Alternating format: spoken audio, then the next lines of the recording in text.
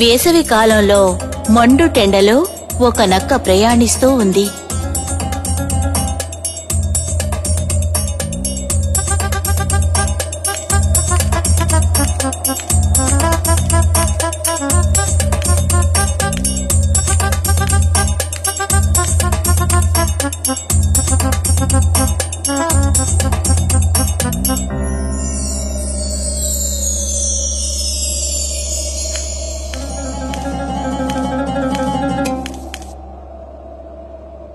దానికి దాహం వేసి నీటి కోసం బావిలోకి తొంగి చూస్తూ చూస్తూ అలా బావిలో పడిపోయింది.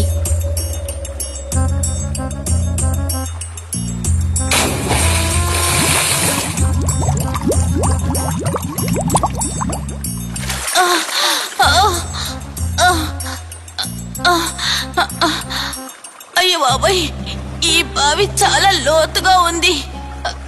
నేను దీనిలో నుంచి ఎలా బయటపడగలను? నేను ఇంత ఎత్తు ఎగరలేను కదా. నేను తాగడానికి నీళ్లు కావాలనుకుంటే ఏకంగా బావిలో పడిపోయాను. అదే సమయంలో అటుగా వెళ్తున్న ఒక మేక బావిలో నుండి ఏవో అరుపులు రావడం గమనించింది.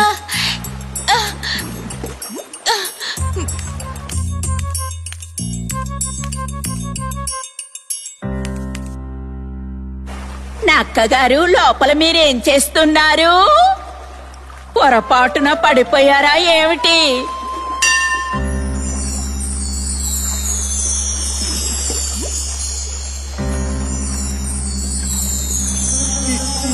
నా ప్రియనేస్తమా, నాకు బాగా దాహం వేసి లోపలికి చూస్తూ కాలు జారి పడిపోయాను.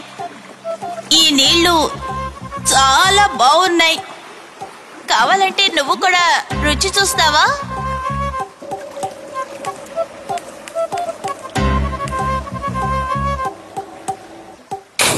ఆ మేక కూడా బావిలో పడిపోయింది.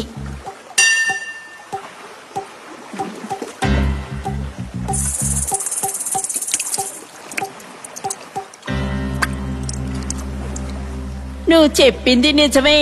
ఈ నీళ్లు చాలా స్వచ్ఛంగా తీయగా ఉన్నాయి. కానీ మనం ఇందులో నుంచి బయటికెలా వెళ్ళగలం? ఇలా చూడు, ఈ బావి చాలా ఎత్తుగా ఉంది. నువ్వు నిలబడ్డావంటే నేను నీ వీపు మీద నిలబడి నేను పైకి వెళ్తాను.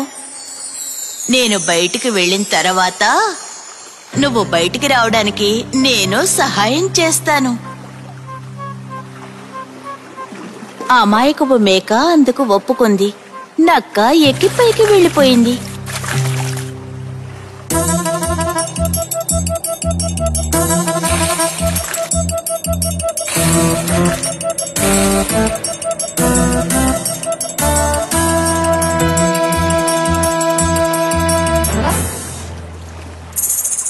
నక్క కిందకి చూసింది.